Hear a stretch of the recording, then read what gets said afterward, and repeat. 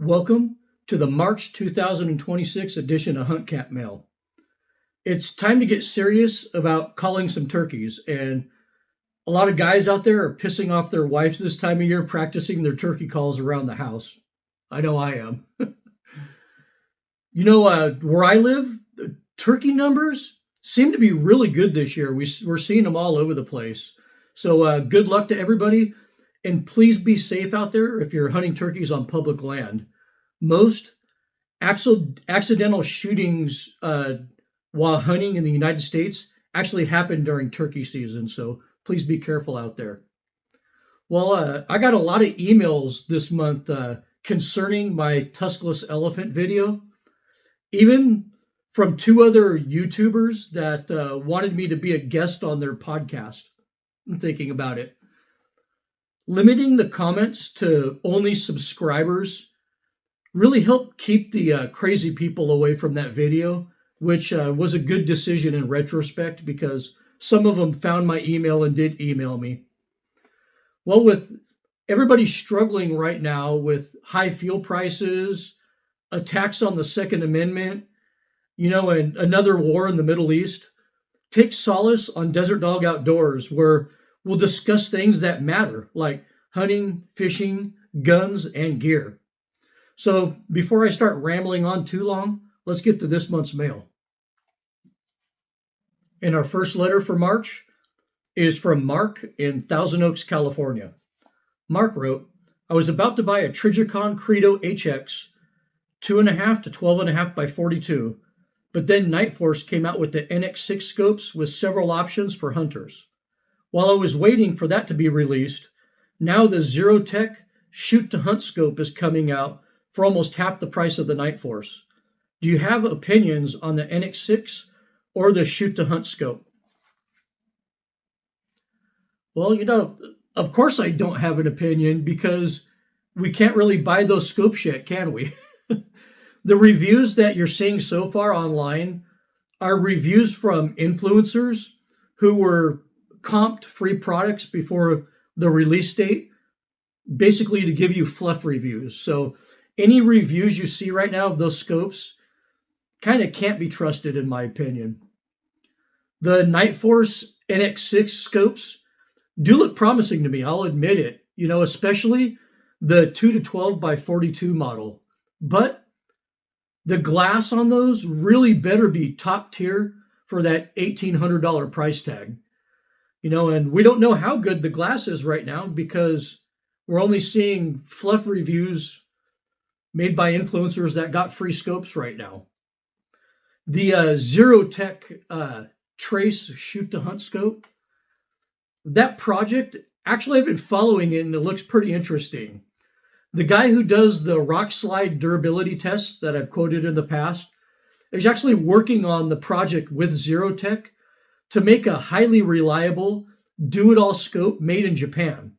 And, he only wants to charge $1,000 for it. But you can't get one of those right now. It's pre-order only. From what I hear, it's going to be a 3 to 18 by 44 scope. It will be a first focal plane scope, which I don't really like, but they are claiming that the reticle design will be very readable for hunters down at 3 power magnification. But, we'll see because we've heard that claim many, many times before. And our next letter is from Mikko from Finland. Mikko wrote, I own a SAKO rifle in caliber 222 Remington, and it has a micro-rifled barrel. It has a 12 or 14 rifle grooves, and groove is as wide as lands. I've been told by older hunters to never shoot boat-tail bullets from micro-rifled barrels because it will wear out the barrel very quickly. I have asked why, but I have only been answered that it ruins micro-rifled barrels quickly. I have followed that advice, but it bothers me to do something without knowing why. And for not speaking English as a first language, Mikko, I think you did a great job with your letter. What I think that you're calling micro rifle barrel is actually SAKO's old multi-groove barrels, which came with 12 grooves. And the multi-groove barrels were used, I think, in the 1960s, maybe even into the early 1970s. As far as I know, they were known for good accuracy and good barrel life. When doing your research, you probably got SAKO's multi-groove barrel confused with Marlin's old micro-groove barrel.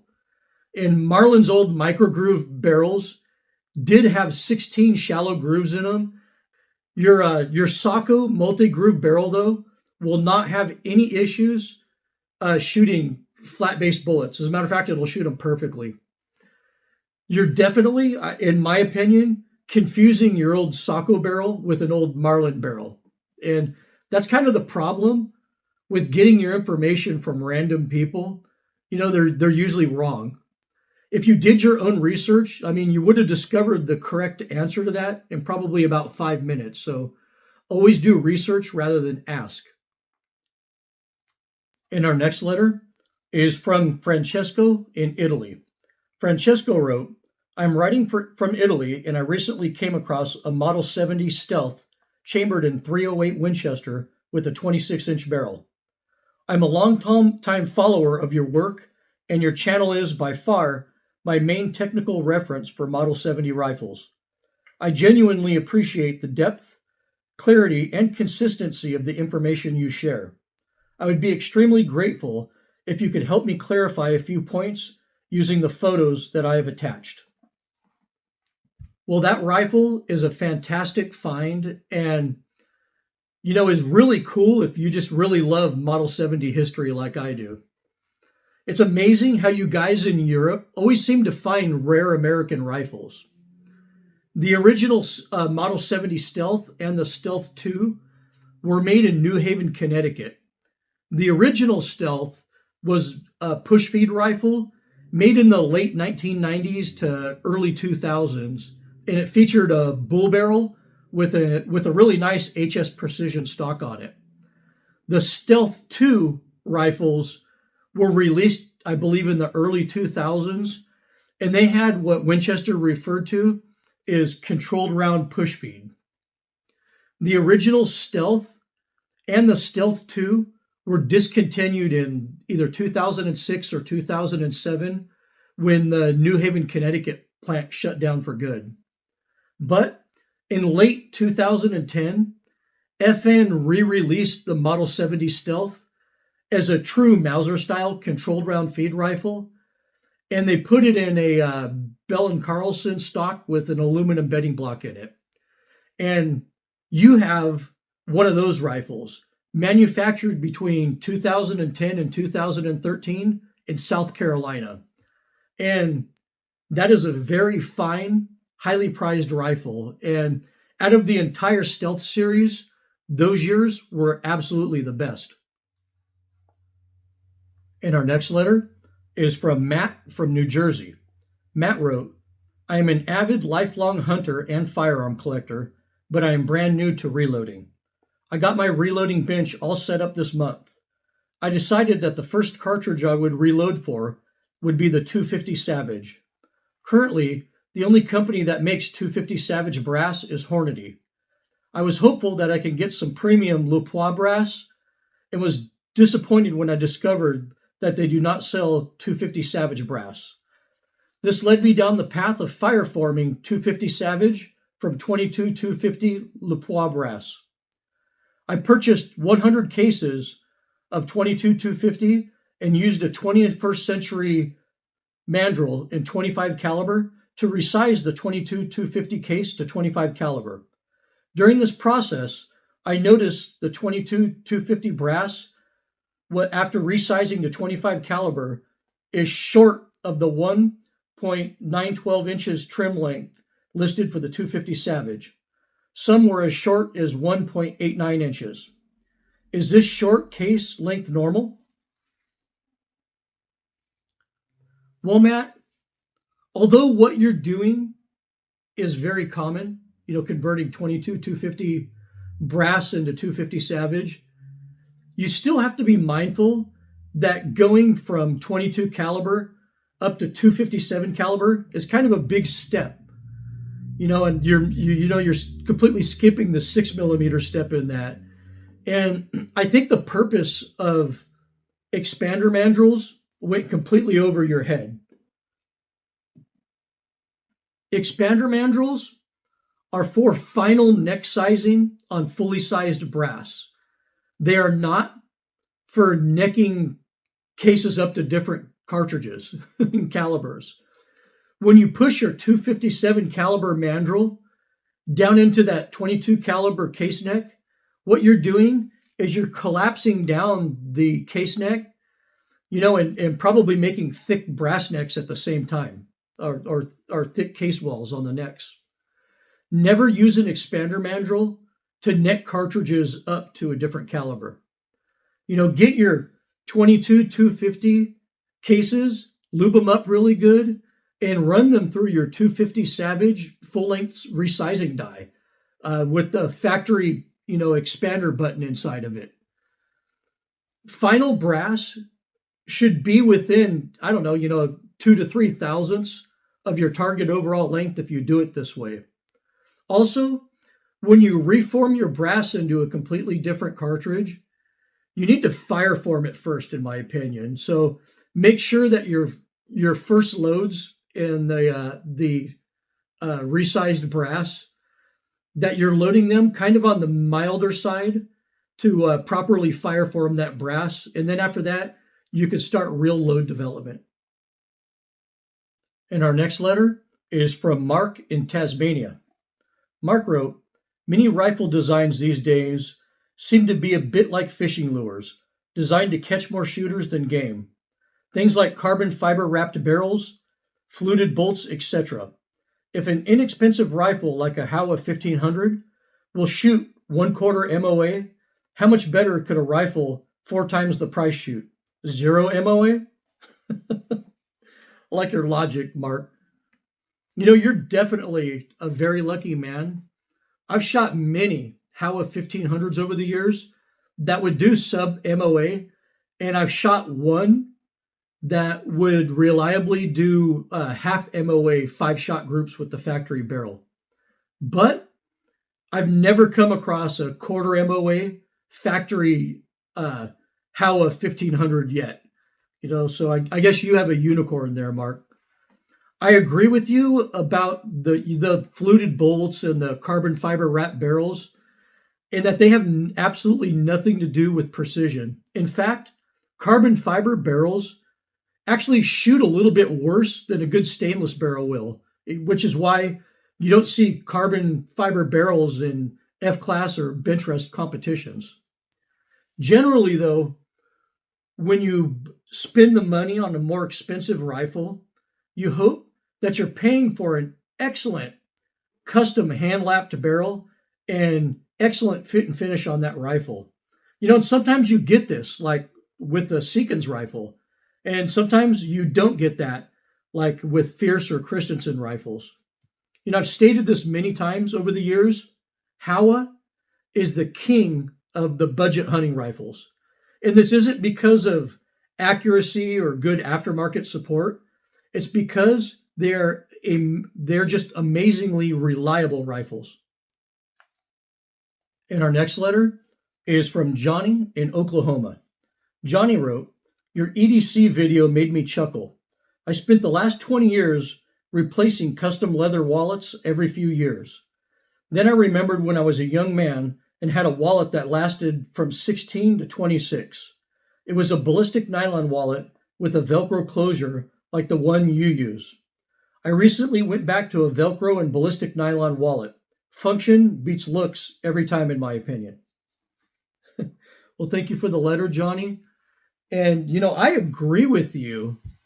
I EDC these Maxpedition wallets all the time, especially when I travel abroad. But I will admit, you're not going to like this, but I will admit that if I attend to more formal settings, I do transfer some of my stuff into a nice leather wallet, and I'll use that just for one event or for the weekend. I'm practical, but I'm also civilized. And our next letter is from Zach in Tucson, Arizona. Zach wrote, I was watching your click and paw fly reel video for the 5th time the other day and was wondering if you had any suggestions for vintage rods to pair with a nice old Hardy or Fluger reel. Is it worth picking up something like an old glass Fenwick, or do you pair your old reels with more modern rods? Thank you for all you do to elevate the YouTube hunting and fishing world. Well, thank you for the letter, Zach. And, I'm glad you enjoyed that click paw fly reel video because that one took a lot of work to produce. But to answer your question, I do use old Hardy reels on new rods all the time. I'll take a vintage Hardy or Fenwick rod with me, when I play around on small creeks, and I just have a blast fishing those old rods sometimes. But when I need to do some more serious technical type fishing, I might use a vintage old Hardy reel, but my newer rods like a Scott G series rod, are going to come out because, they're going to win every time. I mean, you just have to concede that the swing weight, the action, and the castability of a lot of these modern fly rods are just way superior to anything we were even using 20, 25 years ago. And our next letter is from Miguel in California. Miguel wrote, YouTube would not let me post on your tuskless elephant video, so I found your email on another video. I wanted to let you know that there's no reason to kill elephants to reduce their population in overpopulated areas. Population can easily be controlled with immunocontraception. One dart is put into the female elephant, and you no longer have to worry about it breeding anymore. Just so you know, I'm not against people hunting for food, but there's no reason to kill an elephant and better ways to control the population. Well, Miguel, I appreciate you offering your opinion in a respectful manner, especially since it's a dissenting opinion. So rather than giving you the bullshit button like I normally do in such circumstances, I'll simply point out the holes in your idealistic theory. First of all, immunocontraception is not one dose and it's done like you believe it is. Each elephant has to be darted twice just in the first month. Then each elephant needs regular darting every year after that. So each elephant would need something like 50 darts over many decades. And, if you try to do this to all the elephants, this is going to cost billions and billions of dollars.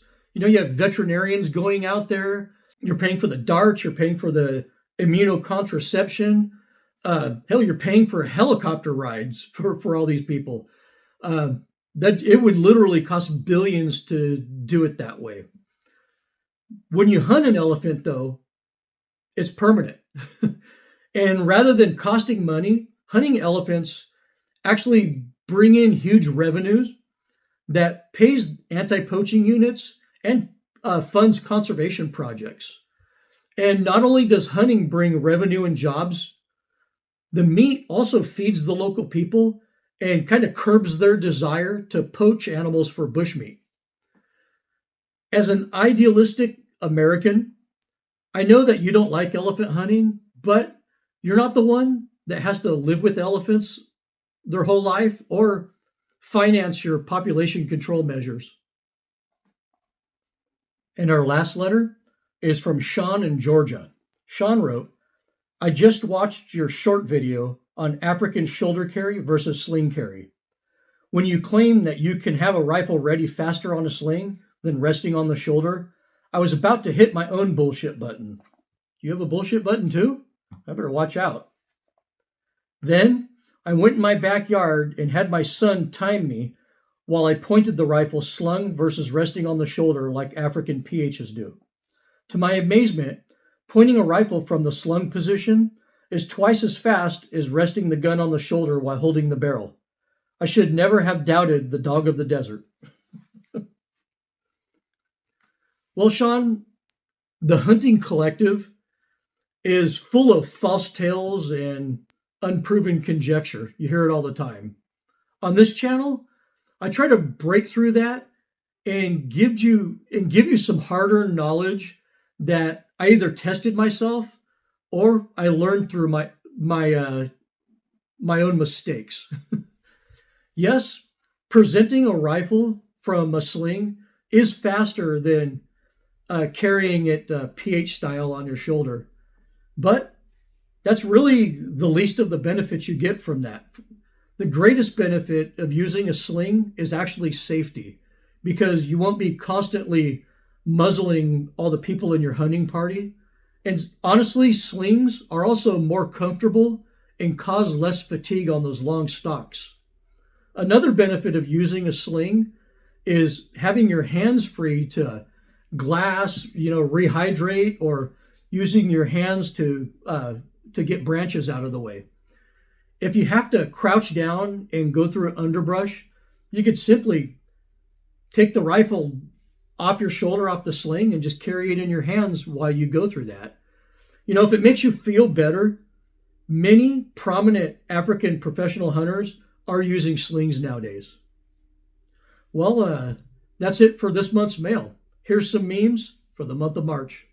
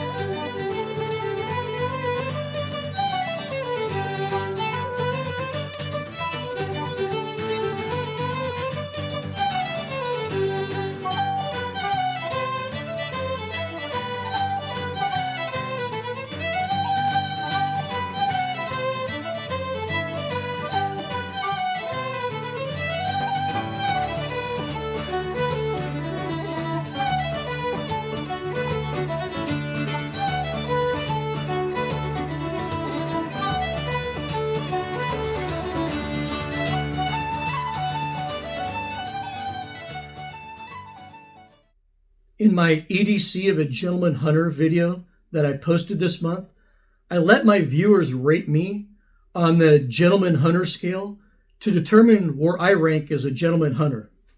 I received many responses in the comment section of that video and through email, so here are the results. My viewers rated me as a 4.6 on the Gentleman Hunter scale. This puts me right between Capstick and O'Connor, and I'm humbled by the rating. Basically, my viewers see me as thoughtful and well-cultured while being more on the practical side when it comes to gear. Personally, I rated myself at 3.5, so it's good to know that I'm not overestimating how others perceive me. That would have been embarrassing. But you'll be short a video or two next month. I apologize for that, because I'll be in Western Australia for a couple of weeks and I won't be producing videos while I'm there. So you'll have to excuse my lack of content next month. You could send me any questions or comments at desertdogoutdoors@gmail.com. Thank you for watching, and as always, good hunting.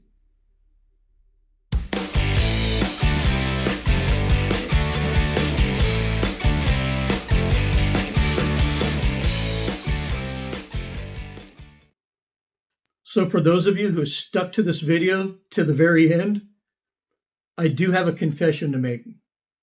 I did this entire episode of Hunt Camp Mail with no pants on.